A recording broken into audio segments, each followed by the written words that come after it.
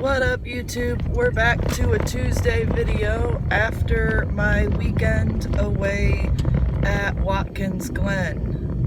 Couple of things I'd like to point out. It was a beautiful weekend. We were able to stay socially distanced. We had masks. We had all the places we were visiting were in compliance, and it was in the same state that I live in, so there is no mandatory quarantine, nor are the Finger Lakes region a hotspot.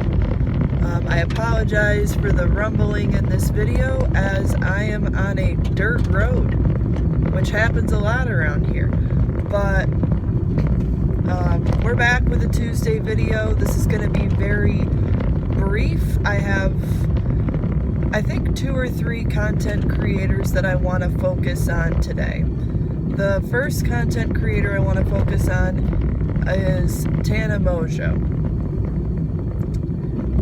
Tana Mongeau made a return after, I want to say, 2, almost 3 months. Don't quote me on that, because I haven't really been following her too closely, but I did see a bunch of responses to her apology video. Now, as a person who watches YouTube as my primary source of entertainment, I am familiar with my fair share of apology videos. I've watched ones by Jenna Marbles, Shane Dawson, Jeffree Star, Gabby Hanna, and I've seen, different apology videos, and I've seen different opinions and different viewpoints on what constitutes a good apology video, or even an actual apology video. I'm gonna be quite honest here, and I'm just gonna say a disclaimer in the beginning of this video, is that a lot of this creator is going to be me talking about my opinion.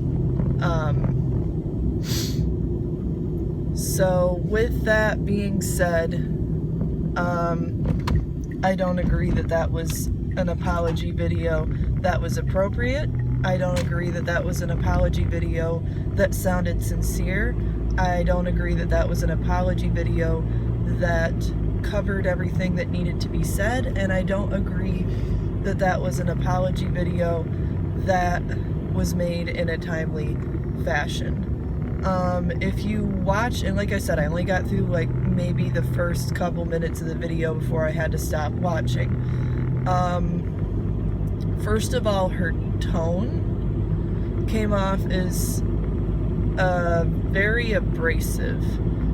Second off, her body language and the way she carries herself through that video seems robotic.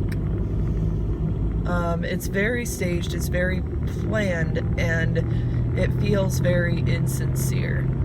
I mean, this is Tana Mongeau that we're talking about, but it's gotten, I think when I looked at the likes to dislikes ratio on the apology video, there was 25k likes but 75k dislikes on 1 million views,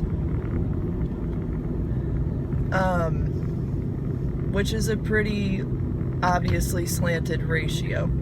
I will say, not that it's a real big loss, because she pretty much stopped posting anything, but I did end up unfollowing Tana on Twitter, and it's very rare of me to unfollow anybody on Twitter, but if she had just stayed home and not said the racist things that she said, she wouldn't be in this mess, and I stand by what I said on Twitter about her, non-apology. And as someone who follows content creators and enjoys YouTube as a primary source of entertainment, Tana Mongeau is no longer somebody that I care to continue supporting on social media. So, basically, I've moved on from her.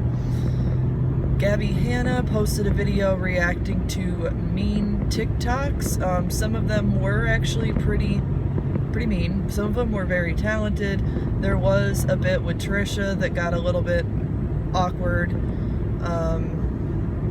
But she said something in her video, and she tweeted it, that everyone is a mental health advocate until someone has a mental health crisis. And I think, first of all, that's a pretty sweeping statement, but second of all, I think to a lot of degrees, especially for what she's been going through, that is entirely true. You know, people will say like, oh, I suffer from depression, you're not alone. I suffer from anxiety, you're not alone. Your feelings are valid. You're, you know, a real person, and you don't deserve what you're going through, and I wish you all the best, and that kind of stuff. But then when somebody does something out of, you know, character, or they are having a truthfully hard time, they're crazy, they're a liar, we don't believe them. And I think especially when you are a larger creator for a YouTube platform, even though Gabby isn't sharing her subscriber count, I think when you are that much in the public eye, it's a much more stark contrast between the people who want to see you succeed and the people who want to watch you crash and burn. So, I'm glad that she's back to making videos. This is her first real video, other than podcast, that isn't just her promoting her book, which I'd like to point out to the people hating on Gabby for promoting her book in her videos. That's kind of her job, and no one's forcing you to watch those videos. It's part of her contract that she has to promote the book on her videos, and she hasn't been on social media. She was taking a break, so she's going to need to continue to push that book out there as a part of her work. It's not necessarily something she has a choice to not do. And she promoted the book in this most recent video, but it wasn't the main subject of the video. The last content creator I kind of want to touch on is Chris Clemens. He is still posting wonderful, relatable content, but apparently he doesn't want to be told that he's struggling with coming up with video ideas, even though he literally said it in a recent video. I think it was when I want to say he mentions it on Twitter, and I want to say his recent fast food video, he asked people what they wanted to see for videos from him, which to me, if you're asking people what they want to see in videos from you, you probably are in need of some fresh ideas. And I could see that he got a little defensive in his video that he posted yesterday. However, the DIY videos are a good video for Chris. He does quite well with them, and frankly, they're fun and funny and entertaining. The outro was pretty hilarious, but Chris continues to put content out there and use his platform for good. He continues to support small businesses and use Twitter to try to inspire change and post petitions and raise awareness. And I think we could all learn something from Chris as far as being responsible and being aware, and I look forward to seeing more videos and more content from him in the future. Also, last week, his day in the life video, fantastic. I love Chris's vlog style videos. They're some of my favorite videos that he's done, and I would love to see more. However, I think it is going to be difficult given that we're still in a pandemic, and Chris is one of the YouTube creators who takes the pandemic very seriously. So I wouldn't want him to say, go to a thrift store right now, because that seems like a pretty not smart idea, or go travel somewhere, because we're not supposed to do that. But also, California is on fire, and it's up to Chris to continue to be responsible for himself and for his platform, his audience, and to show an example. And I think he's done that, and I think he will continue to do that. So That's all I have for today. Have a good day, everybody. Stay safe if you're going back to school, if you're going back to work. Remember to just